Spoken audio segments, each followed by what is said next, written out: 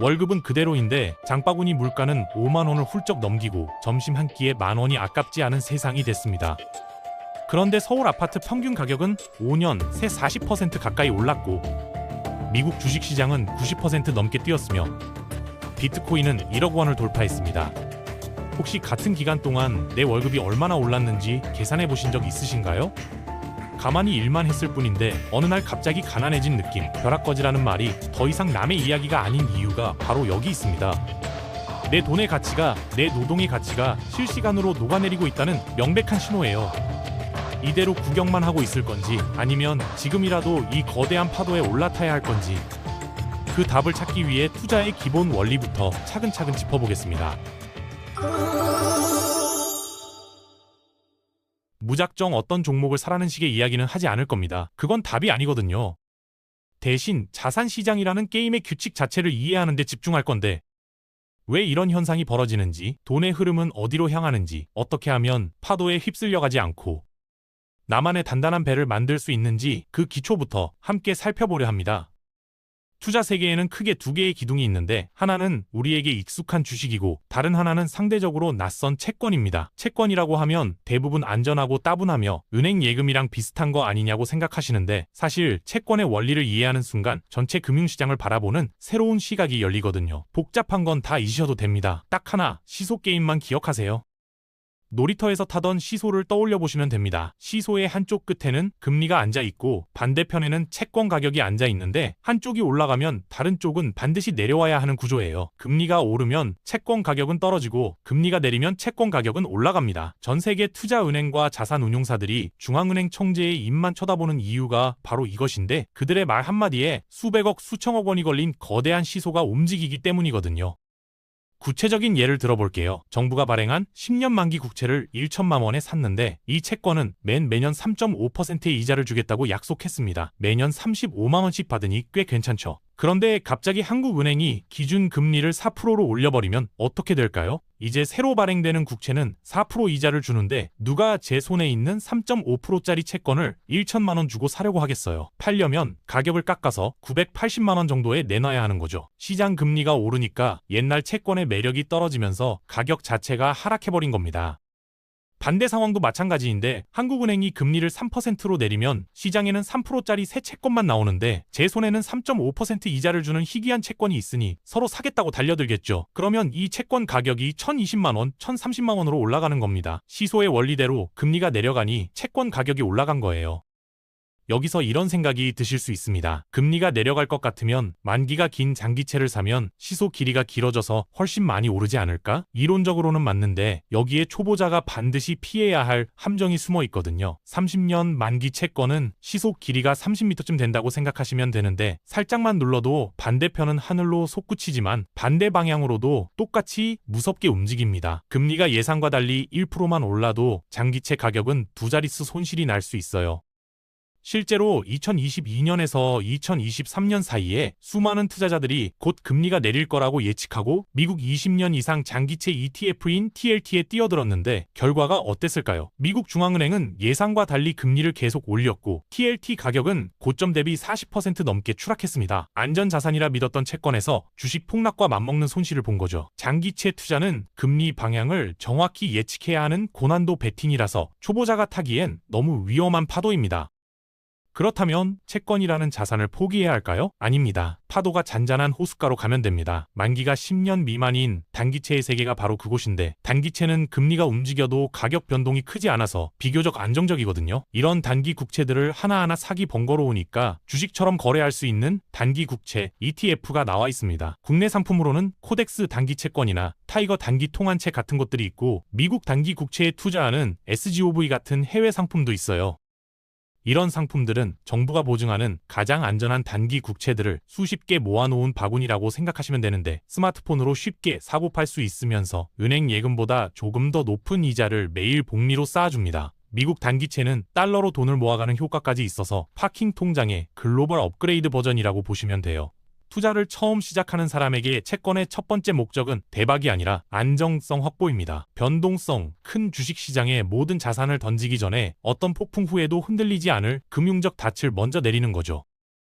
이제 단기채 ETF라는 기초공사를 마쳤으니 그 위에 어떤 구조물을 올려야 할지 살펴보겠습니다. 1천만 원이라는 예산으로 어떤 경제 위기에도 버틸 수 있는 금융하우스를 설계하는 건데 지금 환율이 천정부지로 치솟고 시장 불확실성이 그 어느 때보다 크니까 수익보다는 생존과 방어에 초점을 맞춘 설계도입니다. 가장 먼저 집 전체를 떠받칠 기초공사의 50%, 그러니까 500만 원을 투입합니다. 이 돈은 미국 단기 국채 ETF로 가는데 왜 절반이나 미국 국채일까요? 지금처럼 환율이 요동칠 때 원화라는 땅은 질퍽거리는 진흙탕과 같아서 전 세계에서 가장 단단한 안반인 달러 위에 집을 지어야 하거든요. 미국 단기채를 산다는 건 자산의 절반을 달러로 바꾼다는 뜻이라서 환율이 폭등해도 자산 가치는 달러와 함께 방어가 되고 거기에 미국 정부가 주는 이자까지 챙길 수 있습니다.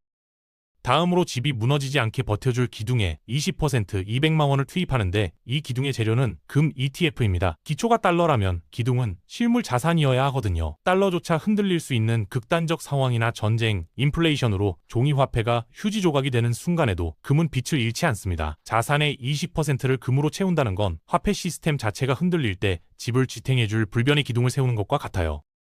세 번째로 햇살이 들어올 창문에 20% 200만 원을 투자하는데 여기는 반도체나 AI 같은 성장주 ETF 자리입니다. 요새를 짓는다고 해서 컴컴한 벙커에만 숨어 살 수는 없으니까요. 50%의 달러 채권과 20%의 금으로 튼튼한 방어막을 쳤으니 이 20%만큼은 조금 과감하게 미래 성장에 베팅해도 됩니다. 창문이 조금 깨져도 집은 무너지지 않고 이 창을 통해 들어오는 햇살이 훗날 자산을 불려줄 씨앗이 될 거예요.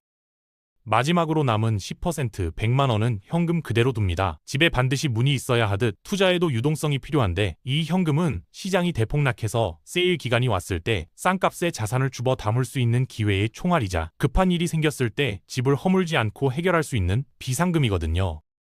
이렇게 50%의 달러 채권 안반, 20%의 황금 기둥, 20%의 성장주 창문, 10%의 현금 비상구로 구성된 포트폴리오가 완성됩니다. 물론 이 비율은 하나의 예시일 뿐이고 각 자산의 성격을 이해하신 뒤에 본인 상황과 성향에 맞춰서 창문을 더 늘리거나 기둥을 보강하셔야 해요. 핵심은 서로 다른 역할을 하는 자산들이 유기적으로 결합해서 어떤 경제적 날씨에도 대응할 수 있게 설계하는 겁니다.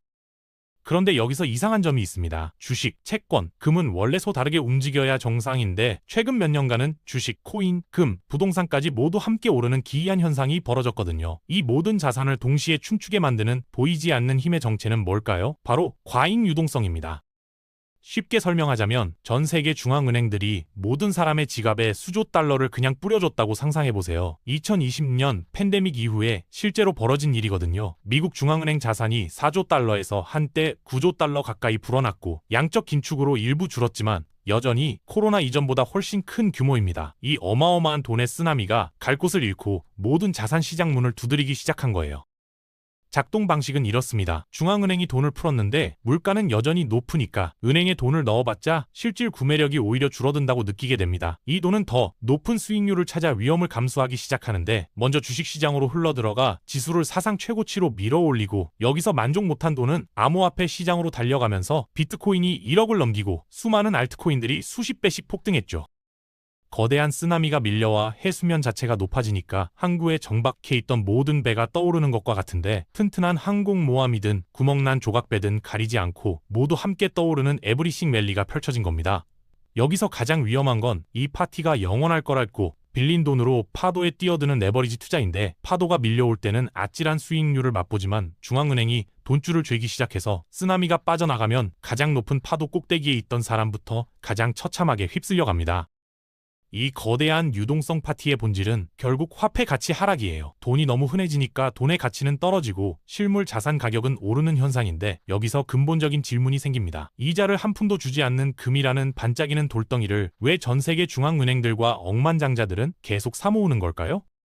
비밀의 열쇠는 실질 금리라는 개념에 있습니다. 은행 예금 통장에서 보는 이자율은 명목 금리일 뿐이고 진짜 중요한 건 내 돈의 실제 구매력이 얼마나 늘었는지를 보여주는 실질 금리거든요. 계산은 간단합니다. 명목 금리에서 물가 상승률을 빼면 되는데 예를 들어 100만 원을 은행에 넣어서 3% 이자를 받아 103만 원이 됐는데 그 사이 물가가 4% 올랐다면 어떻게 될까요? 작년에 100만 원이면 샀던 물건이 이제 104만 원을 줘야 살 수 있게 된 거예요.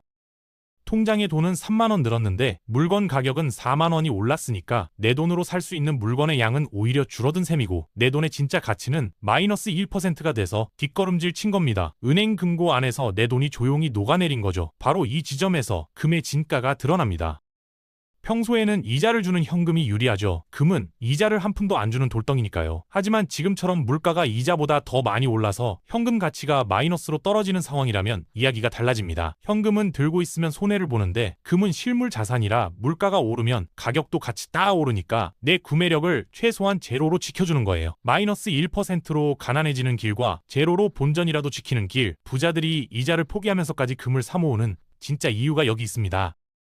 세계금협회 통계를 보면 전 세계 중앙은행들은 2010년 이후 단 한 해도 거르지 않고 금을 순매수했는데 2022년에는 1,000톤이 넘는 사상 최대 규모를 사들였고 2023년과 2024년에도 비슷한 수준의 기록적인 매수를 이어가고 있습니다. 화폐를 발행하는 주체인 중앙은행들이 자신들이 발행한 화폐의 가치를 믿지 못하고 그 대안으로 금을 쌓아두고 있다는 명백한 신호예요. 금은 돈을 불려주는 투기 수단이 아니라 돈의 가치가 파괴될 때 나를 지켜주는 방패이고 모든 종이화폐의 가치는 시간 속에서 결국 제로에 수렴하지만 금의 구매력은 언제나 살아남았다는 수천 년의 진실이 증명하는 바입니다.